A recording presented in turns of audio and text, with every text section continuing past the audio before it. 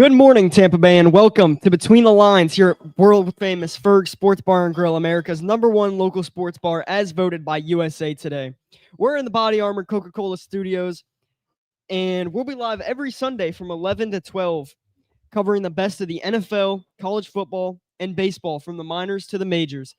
I'm Jake Magruder here with my co-partner Tristan Kennedy. We're live on Radio St. Pete and YouTube every single Sunday. Make sure you follow us on Instagram and TikTok at Between the Lines Show and Between the Lines Hour. Now let's get into the first segment. And get ready because it's Bucks pregame show. Now, Tristan, do you want to go first on the hot take? We took a week off. I absolutely do not. With the scheduling. I guess I'll go first. And my hot take this week is that Jamel Dean is a top 3 candidate for the Defensive Player of the Year. Well, I mean, in a lot of ways, you kind of have to let the statistics speak for themselves there. So give me some statistics as to why Jamel Dean should be the Defensive Player of the Year or even a candidate for it. Now, we saw last year with the cornerback winning Defensive Player of the Year in the AFC with Patrick Surtain. And, I'm not the guy that wants to go and say PFF grade is everything, but he has a 90.5 PFF grade, which ranks #1 among the league in cornerbacks. And this season, he has 37 targets on him, with a 45.9% completion percentage, 28.2 passer rating allowed, 6 passes defended, 3 interceptions, 1 touchdown, 2 forced fumbles, a tackle for loss, and a sack. What do you have to think? What do you have to say about that? I mean, if you look at the past Defensive Player of the Years, especially in the cornerback position, you'd see statistics that mirrored that, the first quarter of the year.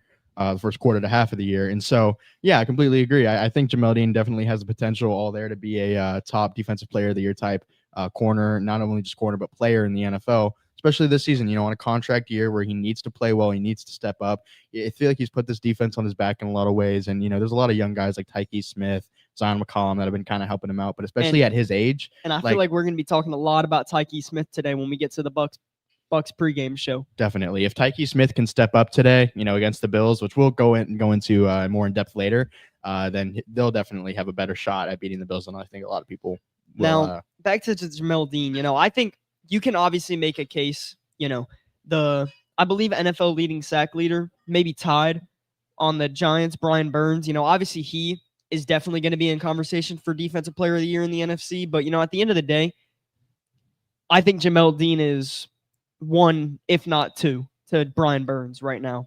Definitely. So, do you have your hot take ready, or? I don't know. I'm kind of struggling going back and forth on a couple. One that I wanted to talk about, which is just so detrimental, I feel like, to a lot of Rays fans, is it's about Junior Caminero and his future with the Rays.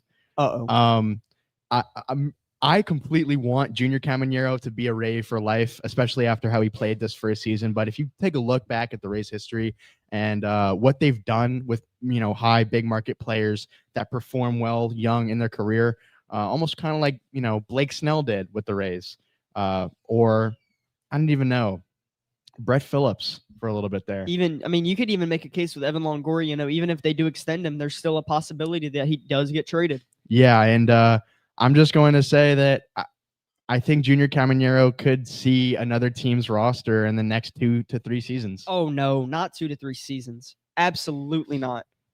That's absolutely not. I cannot get behind that.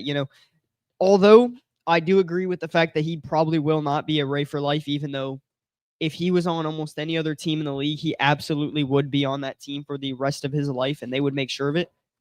He has to be playing for the Rays for the next few seasons, at least through the new stadium.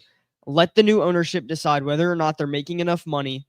And after that, if they don't think they're making enough money to pay a guy that much, then you trade him, get what you can out of him. But if he doesn't even make it to the new stadium and they're just going to ship him off like that, I'm done being a Rays fan. Yeah, it's ridiculous if that happens. You kind of just have to look at the history of the players, and the Rays are historically known for just not even giving guys the best shot at, like building a team around them, giving them security. They kind of just want to play that money ball type of baseball where they can get young guys in, guys that have talent that will eventually end up most likely moving on, but that can plug holes and play important positions in, pinch scenarios. And I think Junior Caminero has just shown that he will be a franchise player for a team. I just don't know if the Rays a new ownership group, which we're going to get into the Rays new ownership group very soon. Event here at Fergs, at the world famous Fergs Sports Bar and Grill. Yeah, that we attended with Cam yeah, Babby. Yeah, and we got to be a part of an interview with him, so we'll definitely touch on that. But kind of going back to where you said they want to play like a money ball strategy. I don't think it's necessarily a bad thing that they want to do that. I talked to Not at all. I talked to Scout Jeffrey Johnson, manager of the international scouting, and he kind of really explained things really well. So he basically said that, when you want to make a roster, you can't go with the way the Mets do it, because you're just going and signing the best guys, and they're not going to play that well together. So going into it, obviously, if you get a bunch of the best players in the world, your team's going to be good. But if you get a bunch of really good players, your team still might not be that good because of the fact that they don't play well together. Yeah, and that's kind of something you see that goes beyond just which sport you're talking about. Absolutely, building good chemistry in the locker room or in the clubhouse and baseball. And you can even use the Browns as an example for that. They have probably the best player in the world. You can even argue Myles Garrett. Yeah, and they have so many amazing players, and you're just like, how is this team not good? This is obviously in years past, but they had Nick Chubb. They had so many elite players. At one point, Deshaun Watson was a top quarterback in the league. Well, we never saw what coming from the Texans. Yeah, but we never saw him play good for the Browns, so we won't count that one. But it really does show that you have to build a group of guys that like each other and want to play for each other, and that's what's most important. It does make you wonder a little bit, like people call Cleveland the place where quarterbacks go to die. And in a lot of ways that has a lot of truth, because, they either, don't succeed there. Johnny Manziel didn't succeed there. Deshaun Watson didn't succeed there. Obviously, he had some personal issues. Baker Mayfield, they completely let walk. They said he's not our guy. Even though he was succeeding, it's ridiculous. And so it kind of just makes you wonder, can they even begin to build a chemistry, an environment with good chemistry, if they have a constant revolving door of coaches, a constant revolving door of coordinators, Well, it's interesting you say that, because Kevin Stefanski has kept that job for a really long time, and I actually believe that he's a really elite coach. I don't think that he's an elite coach. Maybe elite's a little bit of a stretch. I think Cleveland's been relying on him because they're trying to build a community kind of. Well, I think the reason I say he's a good coach is when you look back a few years ago with Joe Flacco, as soon as he got some competent quarterback play, he really did elevate that team, and you can. But then they ended up shipping him away, and then bringing him back, and then shipping him away again. And now he's with the Bengals now they're starting. Now they're starting the Dylan Gabriel, which Kevin Stefanski. One of the things that I don't understand him on is I was one of those guys. I wasn't even big on Shedeur Sanders coming out of college, right? I didn't like him as a quarterback a lot. I thought he had a lot of flaws. One of them being his personality. But I have to say, Kevin Stefanski completely, saying to the public and the press that he was going to stick with Dylan Gabriel in a time of duress. I agree with that. Dylan Gabriel, has been underperforming tragically. I think you should at least, work your other options in, maybe not get rid of one of your main options, Joe Flacco, who is a little older but can still perform. I think he should try to plug and play Shedeur Sanders a little bit just to see what the offense could look like. Because right now, the style of offense that they're running, it's not really a fast brand of offense. It's kind of slower, trying to get it out, to their tight ends. They're tight end heavy. So I think they should really stop relying on what hasn't been working, and I think they should just try to reinvent their offense. And part of me wonders if Kevin Stefanski being removed, or even them calling in another coordinator, would help that. But then again, that's all they've been doing for the last few years, and they haven't seen any type of success. Cleveland is really kind of a lost cause at this point. Yeah, especially for this season. But on the topic of quarterbacks, I see you're wearing a Buccaneers jersey with a pretty familiar number on it. So why don't you go ahead and tell me a little bit about this guy with the jersey on our back segment? Well, going into this segment, Tom Brady is undeniably not only the best quarterback that the NFL has ever seen, but the best player that the NFL has ever seen. He's played in over 10 Super Bowls. He's won 7 of them. Ridiculous numbers. Yeah. One of them with our home team, the Tampa Bay Buccaneers. Yeah, when you compare Tom Brady to other things in the NFL, you're not comparing him to other individual players. You're comparing him to entire organizations. Tom Brady, as one person, has more Super Bowls than any organization in the world, because he won 6 with the New England Patriots. So the New England Patriots have 6, along with the Steelers, tied for first. Yeah, and then the Tampa Bay Buccaneers. He came to the Tampa Bay Buccaneers in 2020, won in 2021, and now the Buccaneers have not only another Super Bowl title, but he has 7 titles, making him have more Super Bowls than any and National Football League franchise that's ever existed, which is just insane. I can give you some statistics. I can tell you right now, he's the all-time leading passing. Oh yeah, leader, without a doubt. Passing yards leader. After playing at the age of what, 44? I think it was 46. It's ridiculous, his longevity. And I think the thing that speaks to Tom Brady most was he wasn't this overpowering, exceptionally talented quarterback, honestly. Like, yes, obviously he was extremely good, but I think the thing that put him above literally everybody else is his mentality. And it really goes to show you volumes. And it did show when he came to the Buccaneers and honestly changed that entire locker room around. It was a relatively similar team. He did bring some key veterans into the team, obviously by being Tom Brady, and everybody wants to play with Tom Brady. But at the end of the day, that really does show a testament to how good and how much power he really does have. Yeah, just to give you some career stats right now, in 2020 with the Tampa Bay Buccaneers, he had 401 completions.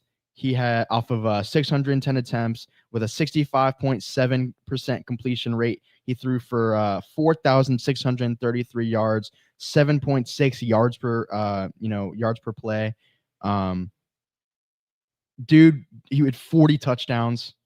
It's unreal. Like, I don't even know who you begin to compare what's that to. The craziest thing about that is before Tom Brady, the Buccaneers have really, especially in our lifetime, the Buccaneers really never had a quarterback that was actually, honestly, it kind of sounds weird to say, but good. Like, we were sitting here from when we were born back in 2008, all the way until 2019 season, seeing good quarterback. When play. you look at the best quarterbacks, best quarterbacks that played for the Bucs were probably that one season Josh Freeman had. The Jameis Winston, Doug Williams, some points. Doug Williams, yes, but that was before that predated us by 30 years. Yeah. And so in the 70s, Doug Williams, without a doubt, Doug Williams, Super Bowl winner, great quarterback. Obviously not with the Bucs. I mean, if you look at the John Gruden team, yeah. I mean, just Tom Brady, Baker Mayfield, those are really the two guys that have been above the rest. And when you look at it, it's really because the Bucs have changed the locker room. And we talked about this with the Cleveland Browns. The locker room and the team playing aspect in every sport is so important. And I don't know how teams haven't picked up on it yet. I know Brad Johnson was a good quarterback for the Buccaneers. Absolutely. I know this sounds crazy to say, but when you look at a team like the Pirates, I feel like I can run that team better. When you look at the team like the Browns, I feel like I can run that team better just by getting the right guys in there. Do I think I could be a better general manager? Probably not. I can't scout talent like that. But at the end of the day, I would be a better owner than these owners. And I'm going to get into my jersey now. I am wearing Fernando Tatis. I believe this is the first time that I haven't worn a Tampa Bay Buccaneer or any Tampa Bay team. Ray. Yeah, Tampa Bay. And so I'm going to kind of go into his 2025 stats here. And I chose this jersey for a specific reason, and I'll get onto that in a minute. But in 2025, he had a 268 batting average with 25 homers and an 814 OPS, along with a platinum glove. Now, I don't know if you remember a few years ago, but Fernando Tatis was one of the worst defenders in the entire major leagues. At shortstop, he made some crazy highlight plays, but at the end of the day, he was not a good defender. Now, moving to right field, he is now a 2-time platinum glove winner, along with a 2-time gold glove winner. He's got 2 silver sluggers, 2-time MLB all-first teams, and 3 all-stars. Now, those are for some phenomenal stats, but there's a specific reason why I chose Tatis. I didn't want to just highlight his defensive turnaround. Now, if you haven't heard, the Padres owners kind of are thinking about selling the team. Now, the background behind that is the Padres owner 2 years ago had passed away, and he gave the team on to the family with one wish, and it was to win a Super Bowl with the Padres. And now they're kind of what? World Series. I did say World Series. You said Super Bowl. Oh, to win a World Series with the team. Now, I don't know if you realize this, but it's been 2 years, and they're already selling the team, just trying to make some money off of it. Not only is that hurting the Padres owner like owner's legacy, but it's rude against family members. You know, if a family Yeah. member passes away and his last wish is to, you know, just try your best to do this, and you're just going to give up on it after 2 years when it's a very time consuming thing. You know, you can only do it once a year.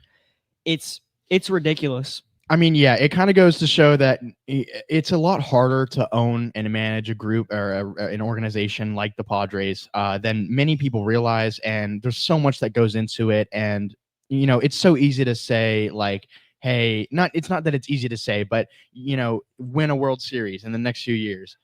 Like, it's possible, but until the major leagues, until they institute some type of salary floor minimum or salary cap, then you know, it's really not easy to just say, hey, in this next year, this team could win. Because really, if you statistically look at it every year, the team that should win the World Series is the team that invests the most funding into their roster. And it's been the Dodgers. It's been the Dodgers the last 2 years. And it's been the Yankees in years prior, and it's been the Mets. But I mean, obviously, we talked about the Mets earlier with how they build the roster. The Dodgers kind of do it perfectly. They build guys that want to play together, and they also build guys that are amazing at baseball. So, you know, but back onto Tatis, it's kind of interesting because with the ownership trying to sell the team, there's been some rumors that Tatis might be available for a trade. Now, do I think he could go to a team like the Tampa Bay Rays or even, you know, another underrated team like the Pirates? Absolutely not. You know, if he didn't sign an extension already, is there a chance? Yeah, maybe a half of a half percent. But at the end of the day, hey, if the owners wanted to step up and make a big move out of nowhere, you know, that would be the one. Yeah, but, you know, he's expensive, and I understand that. But some teams that you could watch out for is unfortunately the Boston Red Sox. I could really see Tatis being traded there if he does end up getting moved. But, you know, talking about ownership, let's get into the ownership of the Tampa Bay Rays, who were here down at the world-famous Ferg Sports Bar and Grill at a kind of a meetup event, we can call it. Yeah, it was like a VIP, you know, Rays organizational event where we got to be introduced to the ownership group firsthand. Yeah, it was an amazing event, and just to kind of recap it here, Ken Babby showed up, and then, you know, after some pictures, some talking with some guys here in this very room right here, he went and moved on to the stage out there. And do you know what that stage is called? It's the party deck. Party deck, yeah. And he did something very, very awesome that a lot of people here in Tampa Bay, as Ben Botham would say, made him the most famous guy in St. Pete. You ordered a round of drinks for everyone. Free. For completely free. Free. And, you know, it was something, obviously, to win people over, but he also talked a lot and kind of just bring all of his interviews together into one. He really emphasized community and getting people involved with the Rays, not just winning baseball, but getting fans who maybe aren't even interested in Tampa Bay Rays or in baseball in general to be very interested in going to a Rays game, because it's not just baseball, it's a community event. Keep in mind, this was Wednesday. This was the night before single season game tickets went on sale. And so he promoted that pretty heavily. He talked to everyone, told everyone, you know, when he went up on the party deck stage, announced that they were going on sale the day prior, and that if anyone wanted to receive phone calls from the Rays front office for direct opportunities to buy tickets, then he should give it to them. And yeah, then he kind of stepped off the party deck, stepped aside after announcing to absolutely everyone everything that, you know, he intended to do, planned to do going into April, you know, that first pitch back at the Trop since the roof was blown off. And a big key that I took away from the interview that we had here in this very room, again, at this very desk, was that the third deck will be opening up for did he say multiple games this season or for the entire season? He said there were going to be a few games this season where the 300 level behind home plate and kind of wrapping around to the foul lines on both sides would be open. Yeah, and that kind of shows me how much, let's say, confidence. It shows me how much confidence he has in this city to be able to go out there and sell these tickets, because he wouldn't go and open that third deck. I mean, look at it back in a few years ago. We talked about this yesterday on Tampa St. Pete Sports Connection, but you know, they didn't even sell out a game in the playoffs 2 years ago. Now, this new ownership group is confident that they can sell out the third deck in the entire stadium in regular season. Keep in mind, Ken Babby has, you know, done numbers for the Jacksonville Jumbo Shrimp, the affiliate of the Miami Marlins, and the Akron Rubber Ducks. So, he knows how to get people in the seats, And get people watching games, even not high market Major League Baseball games. So if he's able to apply his abilities to smaller towns like Akron and Jacksonville, which Jacksonville isn't that small of a town, then we should definitely see it here at the Major League level, for the Rays, which it then also falls on the fans' abilities to show up for the games and, fill seats and buy, merchandise and concessions once they're there. And you just kind of have to show Ken Babby and the new ownership group yourself that they deserve a long-term stadium deal here right in St. Pete rather than in Hillsborough County. And I think it honestly even proves that it doesn't need to be in Tampa, Hillsborough County, Ybor City. I don't care where you say, because looking at it, if the people in Tampa were really true about getting baseball in Tampa, they would have packed out Steinbrenner Field every single game, and they did not. You can't make the excuse, oh, it was too hot out, or oh, it was rainy. You want baseball in Tampa. When there's an opportunity to show that you could get baseball in Tampa, sell the games out, and they didn't. So baseball better be in St. Petersburg, and I think it will be. I think they retain the old deal that they had with Mayor Ken Welch and the entire Pinellas County as a whole. I think they redo it with some differences, just because I don't Yeah. think they want anything to do with that old ownership group. Yeah, I think they're definitely going to redo a lot of things. I'm pretty sure that the Rays are still accepting designs and models of the new stadium ideas until it's like January. Yeah, I think they're going to try and reinvent the old idea with taking some of the old concepts from the old model of the stadium, embrace some new changes with the new ownership group, and try to just really create something that fans will just want to go to. Obviously, when they were first asked about it, they compared it to the Battery in Atlanta. That's what they initially said they wanted. And that's the goal at the end of the day. Yeah, you just want to build. You want to build a community. You want to build something where people want to go and spend time. And I heard that at the Battery for families, they would spend over 120 minutes at the Battery without even going to baseball games. So, and we've said this so many times over the last 3 shows that we've had on Wednesday, yesterday, and today. And it really shows you how much this ownership group wants to get the community involved. We're going to keep saying it. You're going to keep hearing it because it's the truth. They want to get the community involved, and baseball is so important here in St. Petersburg. So they want everybody involved. Yeah, they want everyone from, everyone that down here at Fergs all the way down to Seminole, all the way up to, like Kenneth City. They just want everyone showing up. Bradenton, Sarasota, they want people showing up here. And something that's very important that is especially good for, it's good for everybody, but specifically we'll say for families, big families or teenagers. If you want to go out and support the Rays this season, $10 tickets will be back. Go out there, buy $10 tickets. That was a super huge piece of news, is that he completely announced that the party, or not the party deck.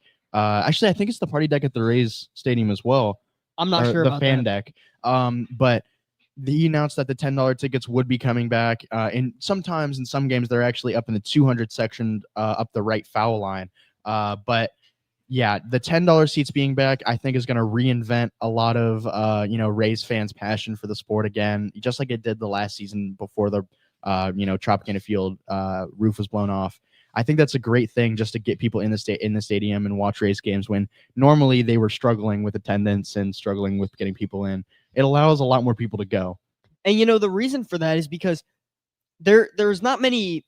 I mean, obviously some people can afford it, but what family with, let's say dad, wife, 3 kids, you're spending $35 a ticket, you're racking up a $200 bill on tickets after fees, $250 after tax, and then you've got to go and spend $35 on parking, 40, 20, whatever it is. Then you got to get everyone fed with concessions. And then you're going to sit there and tell the kids, you can't have this because we just spent $350 on these tickets and to park here, and no, you can't get a jersey. But with the $10 tickets being back, that price goes from, north of $300 to $70. And then you're like, all right, you guys can go pick out something at the Rays team store, and you guys can go get an ice cream. And it really enables fans to not only show up, but also spend extra money on these jerseys and these other accessories and things to support the team even more. Yeah, and then that's eventually when the ownership group has to realize that the product on the field has to match the people in the stands. But really, the first course of action is getting people in the stands at all, getting people to the games, and then the product that's put on the field will reflect that tenfold. At least I feel like, especially And with the new ownership group. getting into the product on the field, Junior Caminero was named All MLB second team. How about that, huh? Only the Absolutely second incredible, player in dude. Rays history Absolutely, to he's a ever be generational named. player. You know, you don't come by guys like Junior Caminero just every season. It's every once in a while. He's special, and I think he will have a long tenured career in the major leagues. And his age 21 season, he wins all MLB honors. Only the second player in Rays history, with Brandon Lau being the first to earn all MLB honors. Both were all second team, but him being able to do that at just 21 in his age 21-year-old season, it's unreal. Like, it's seriously, we have never seen a guy with that caliber. Now, I have some roster updates here with the Tampa Bay Rays over the last 2 weeks with, players needing to be reinstated from the 60-day IL and getting everybody back onto the 40-man roster, and options needing to be accepted or declined, whether it's player options or team options.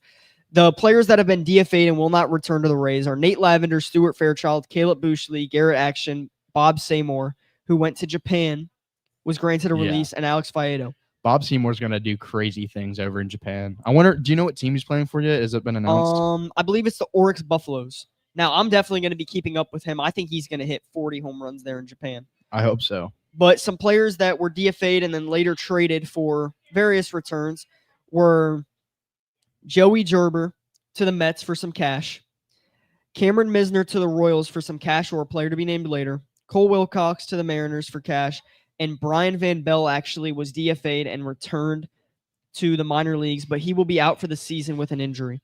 Now, they selected the contract of Forrest Whitley to add him to the major league roster. They also reinstated and kept Johnny DeLuca, Shane McClanahan, Hunter Biggie, and Manuel Rodriguez.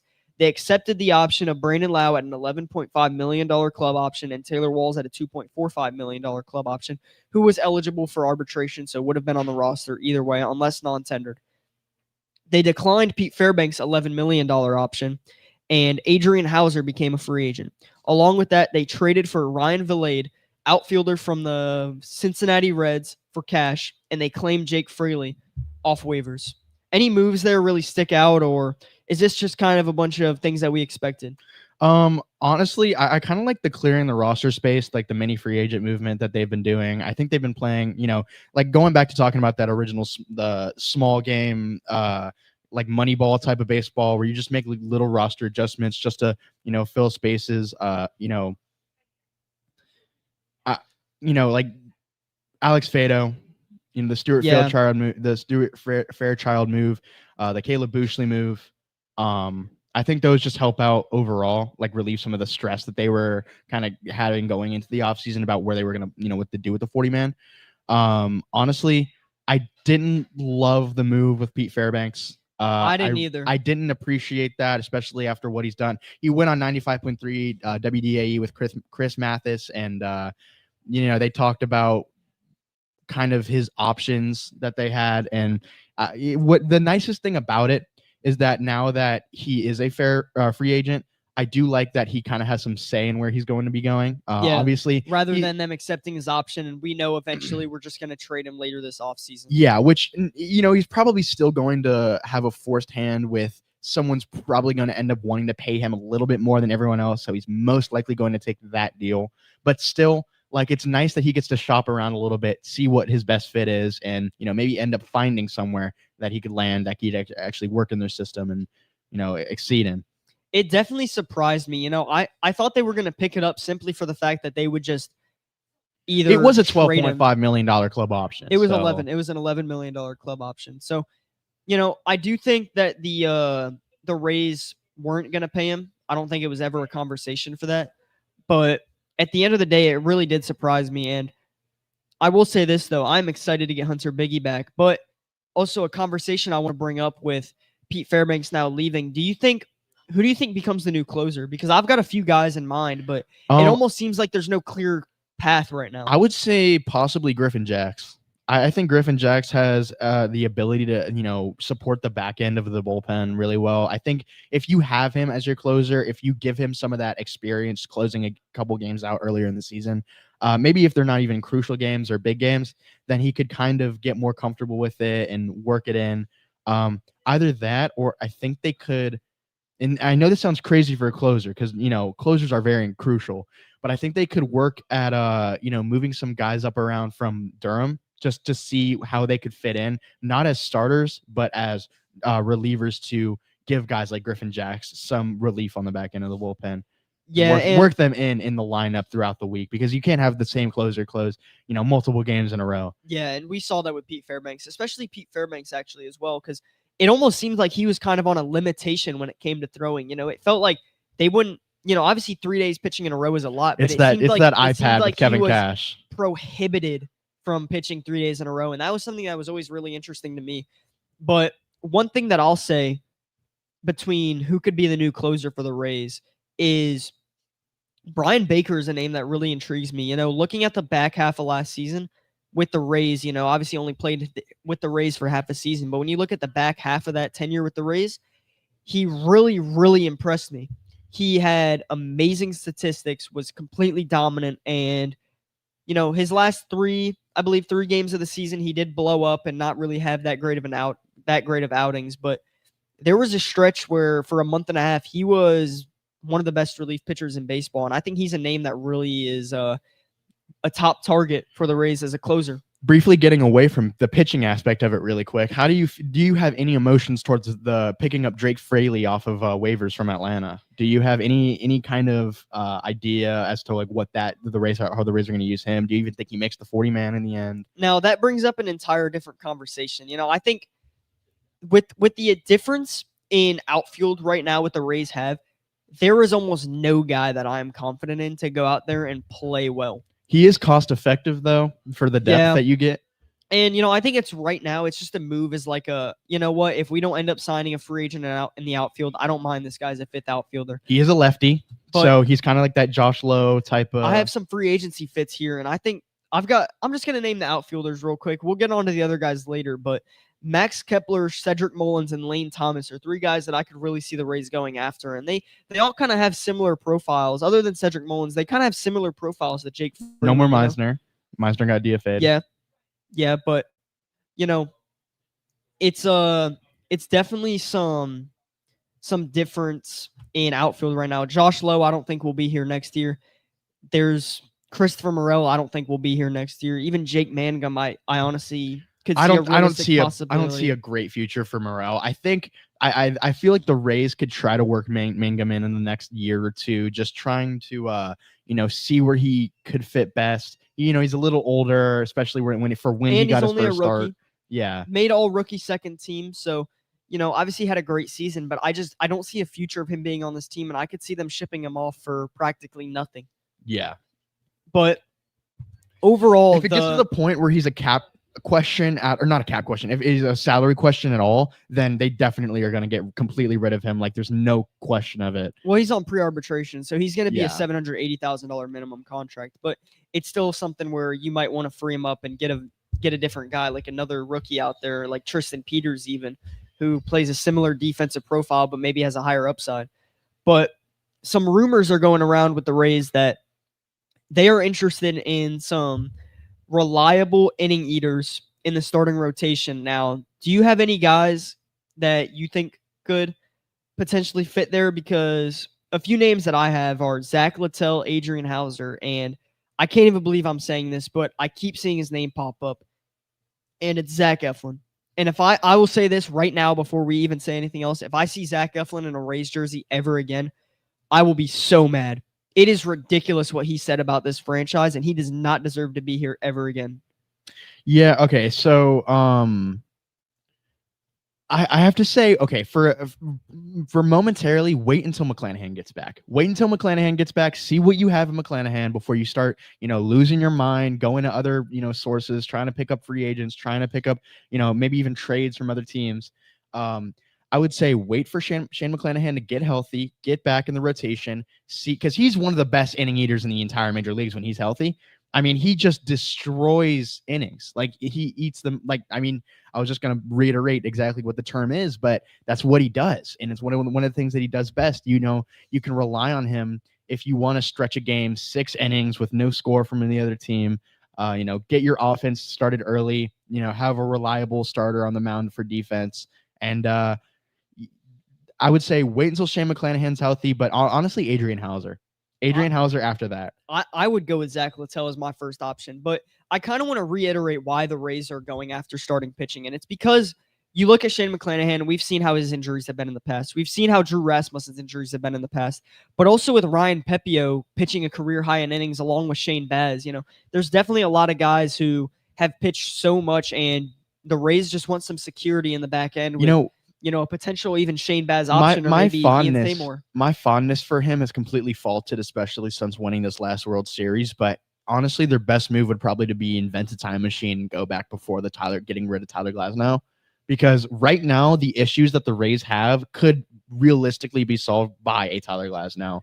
You know, someone that you just can throw in there is also reliable. Whoa, next we're to not Shane going to call Tyler Glasnow reliable, are we? Fairly reliable. I'm taking Ryan Pepio over him. I'd rather Ryan Pepio pitch for my team than Tyler Glasnow. And if we're talking about character, then yes. If we're talking about upside, then probably Pepio. But if we're talking about raw pitching talent and ability in close games, I'm taking Tyler Glasnow. The reason I'm taking Ryan Pepio is because their statistics over the last 2 seasons, I mean, we've obviously seen in the playoffs with Tyler Glasnow, and there's no argument for that because Pepio really hasn't even pitched yet. I was going to say, have we seen Pepio in the postseason? Now, I don't even want to bring up playoffs because there's not enough information and statistics for that.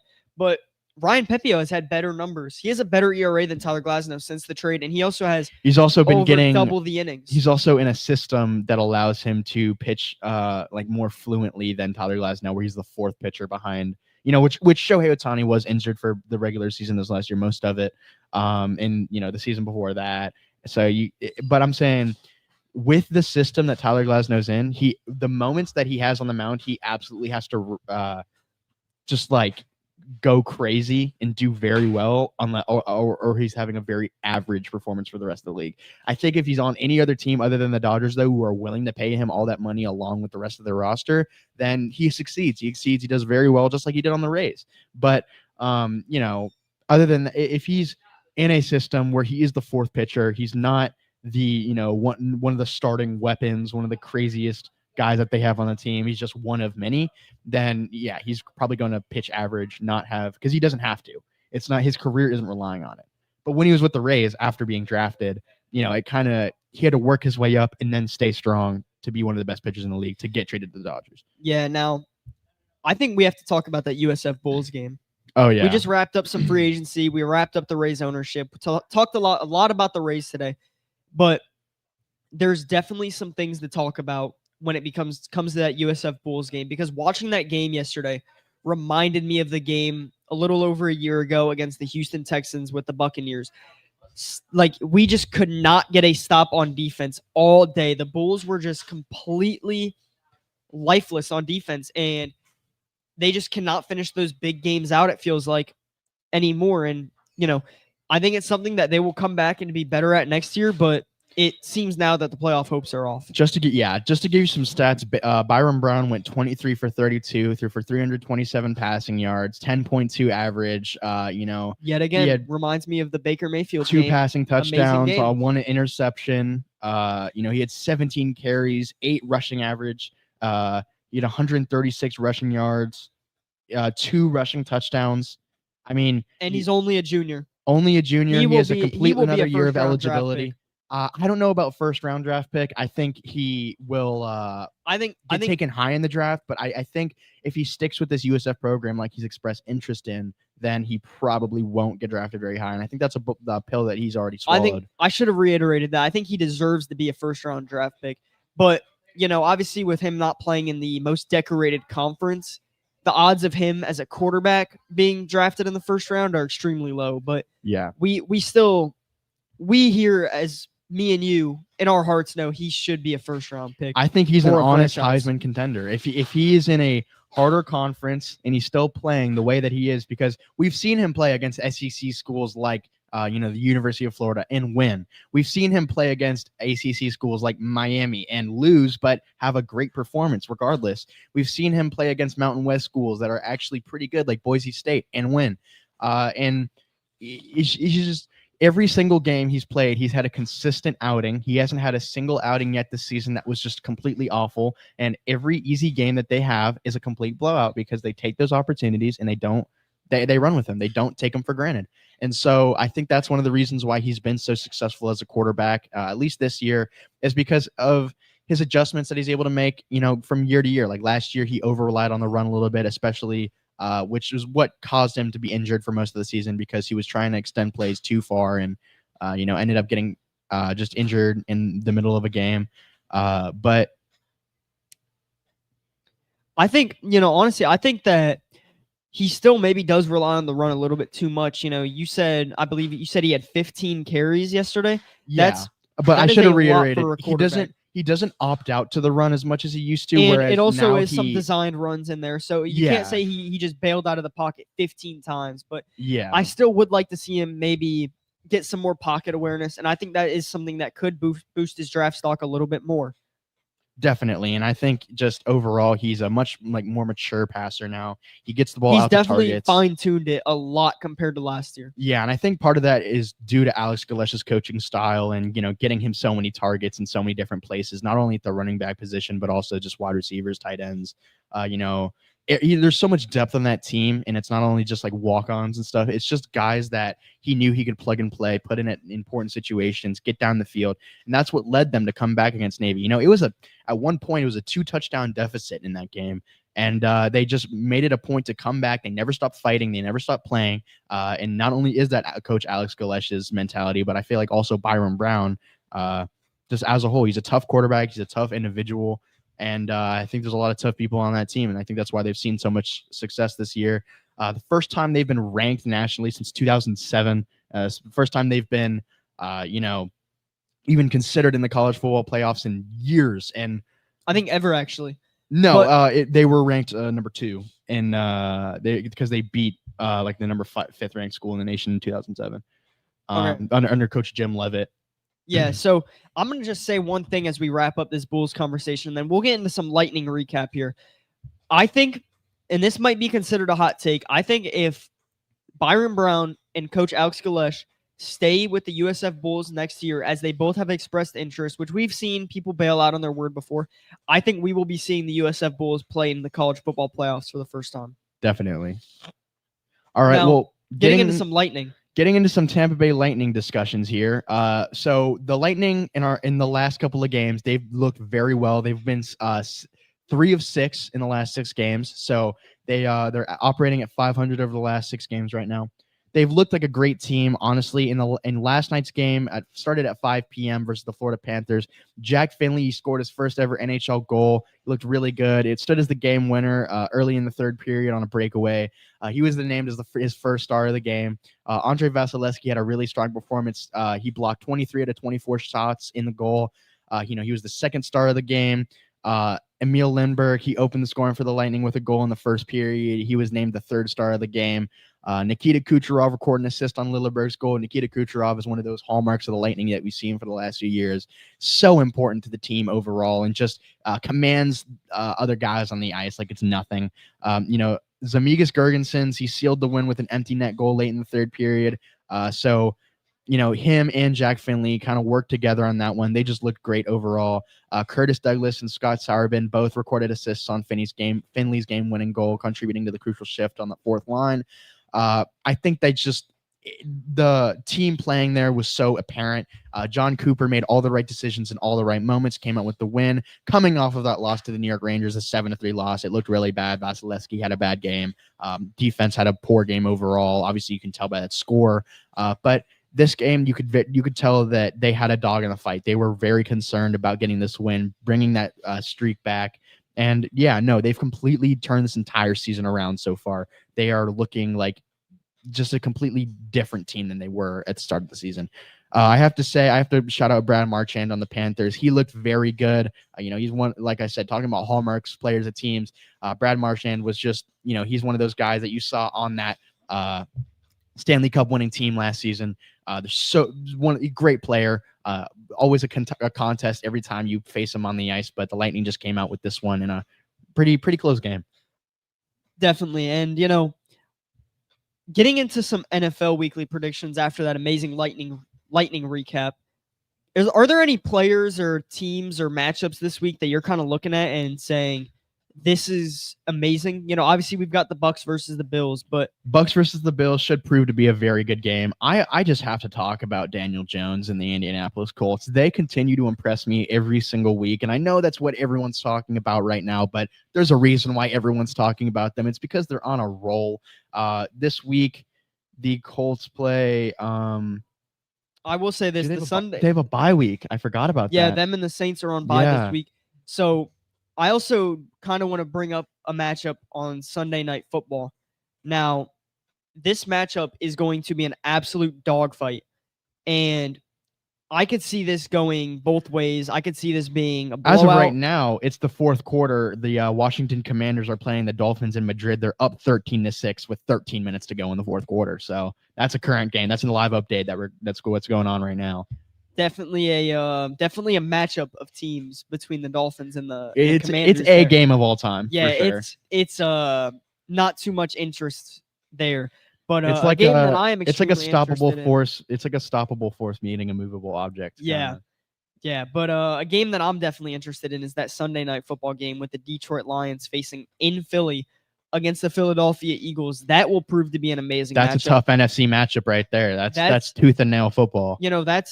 That's a possible matchup we could see in the NFC Championship. Both teams are accustomed to colder environments. Both teams are just, dogging it out. Just both have a lot of talent on their O-lines. A lot of talent on the D lines, both of them. Philly had guys unretiring because they were unsure about their pass rush. Yeah, and because Zadarius Smith retired, and I hate guys retiring midway through the season, and we don't even need to. It's talk unfair to about the front office and the management of teams to retire. How do you commit to a team by signing a contract of 1 year and then midway, what was it, 5-6 games through the year, just I'm too old for this. I can't do it anymore. At a point, if you're injured, you knew that going if you're into injured, season. Then that's a completely different story. If you face an injury, but he was completely healthy. Yeah, and maybe there were some underlying injuries, but he wasn't placed on IR. It wasn't bad enough to where he physically could not play. So another matchup that is going to be a really good matchup, likely, is the Kansas City Chiefs going into Denver to face the Denver Broncos.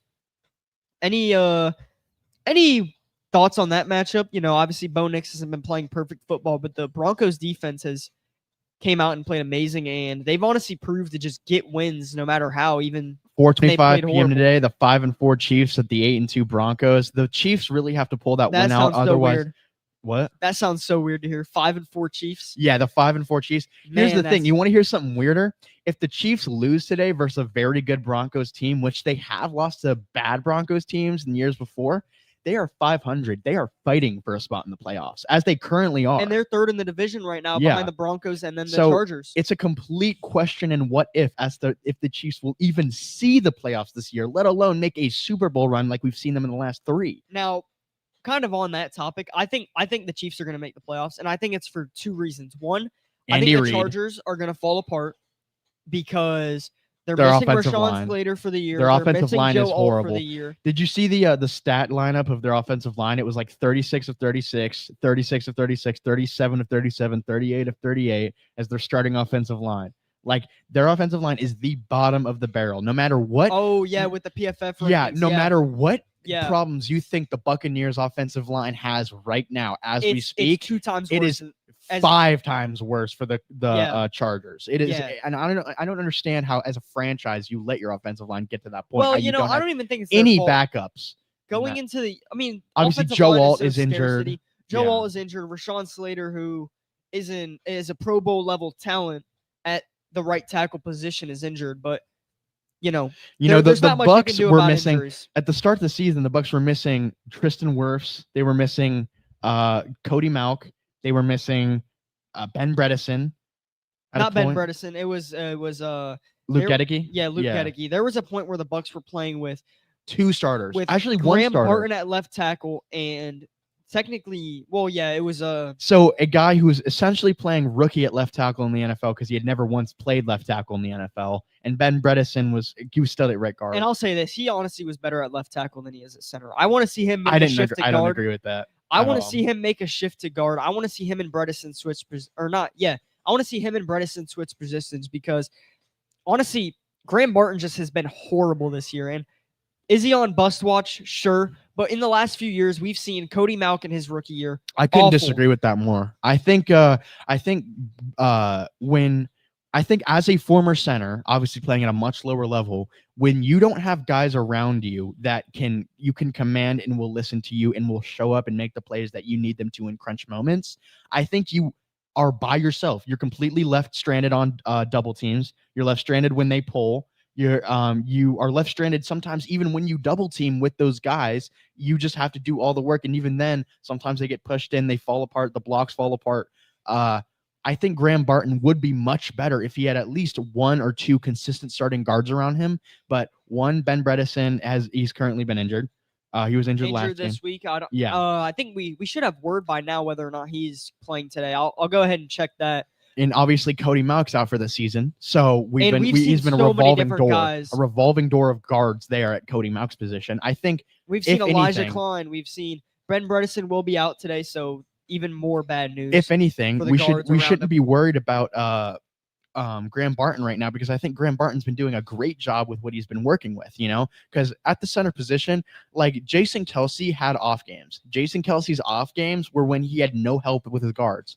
And, like, I'm not comparing and directly. It goes back to that team game. It's a team sport, and I think that's the exact reason why you can't put a team loss on a quarterback, it's your 11 record on a quarterback. It's your 11 versus their 11, but on the defensive line specifically, it's your 5 versus their 4, or maybe 5 in some scenarios. In some rare cases, 6. Yeah, in some rare cases, 6, especially if you have like an Eagles type offensive line. But, you really have to win your individual battles, but on top of that, also win your individual battles to help relieve the other individual battles that are being fought on the offensive line. And if Graham Barton is doing his job, but the people around him aren't winning their battles, aren't doing their jobs as well as they should, even at all, it's just horrible. And another thing, I completely forgot to talk about this, is Josh Grizzard's game planning ability, his offensive scheming, and his plays. Play calling has been so horrible. I'm not going to be one of those guys that, the moment they mess up, the moment they do something poorly, they write them off and ship them off. Absolutely not at all. I think Josh Grizzard has a lot of potential as an offensive coordinator. I think he's a good overall coach. He was the third down guy last year with Liam Cohen. And we saw that be super successful last year. However, his play calling is just very unoriginal. It's very predictable. If these other teams on defense, as long as they watch film, they know what's going to be coming at them for the most part. Tight end screens, running back screens, 5-yard digs down the field. Just very simple, simplistic plays that don't require a lot of brain power, a lot of manpower to run. And the runs aren't very original either, although I do like the schemes that they draw up for Rachaad White to get him the ball in space. And Sean Tucker. Sean Tucker's done absolutely fantastic the last couple of weeks. He's looked like a real starter on he would be a starter on some teams. But Josh Grizzard, and it even goes to Kevin Carberry, the offensive line coach and run coordinator coach in some instances, where why are we having Mike Jordan, the left guard, run a pin pull block on a pass play where there's a 4-man down defensive line front? It makes absolutely no sense, none at all. He gets lost in the scheme. He doesn't end up picking up his guy. There's a guy running right through the B gap that gets right to Baker Mayfield, blows up the play for a 10-yard loss. It makes no sense because you can't over rely on Baker Mayfield's scrambling ability, his ability to extend plays, and you can't rely on guards to get out to a pin pull block, to kick off an edge, to kick off an extra guy when it looks like they were anticipating a 6 or 7-man blitz. But in reality, it was a 4-man down front with no other blitz pressure, and Mike Jordan was running a pin pull block. Just made absolutely no sense. I was sitting there, threw my hat to the floor. I couldn't understand it. I didn't know what Josh Grizzard or Kevin Carberry had seen in that play. But it was one of the many that just made no sense to me, and I really hope they're able to switch up, and get a little more original against the Bills today at 1 p.m. Now, I want to give some clarity to some Bucs fans who might even want to fire Josh Grizzard, which is completely ridiculous for a 33-year-old first-year coordinator, by the way, who has, I mean, we're what, 6-3? There is no reason to be going out and saying fire the offensive coordinator when your team is winning games.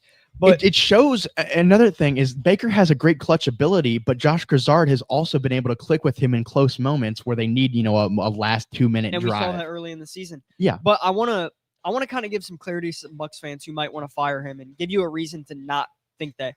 When you look at the offensive, skill positions right now, we are dealing with the running back 2 and 3 splitting carries. We are dealing with the wide receiver going into the season, wide receiver 3, 5, 6, 7, and 8. And there's just no way you're going to be able to scheme up an offense that's going to be able to be high-powered, explosive like we saw last season. And we even saw it last season when the injuries went down with Liam Cohen, that the game was not good because there's too many injuries. And when you only have one receiver in Emeka Egbuka, who is a true, above average superstar talent, they are just going to double him. They are going to put their focus on him. And then you have to go out and rely on guys like Sterling Shepard, Tez Johnson, Cameron Johnson. And it's in their rookie seasons, or for Sterling Shepard's case, very, very possibly last season, it's too much to handle. Not to distract from that, but Marcus Mariota just had a 44-yard rushing touchdown in a live game that's happening. Marcus Mariota. Wow.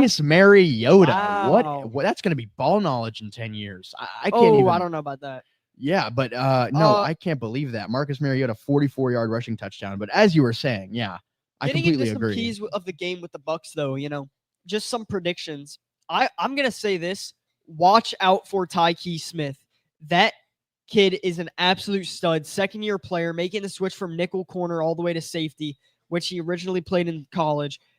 I am going to absolutely say this with a 100% whole heart, that Tyke Smith has the potential to be better than Antoine Winfield.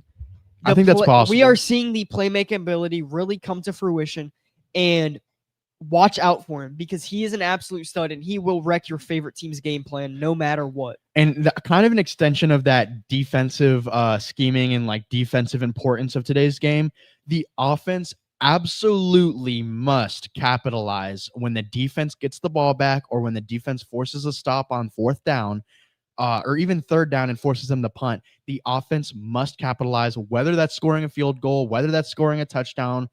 The offense can no longer let the defense get these big turnovers and big moments and then go 4 and out or 3 and out. Yeah, it was ridiculous last game, and the Bucs should have won that game, and it was another game where they just shot themselves in the foot, and it's ridiculous. But kind of a surprise here coming out of Buffalo with the Buffalo Bills, that Keon Coleman will be a healthy scratch for today's game. And that kind of shows you that, They even said that he had a good week in practice. It wasn't a lazy kind of thing. They just didn't like the product that he was putting out on the field. Anything that surprises you there? Obviously, nobody was expecting him coming into the week to be a healthy scratch, but anything that you kind of take away from that?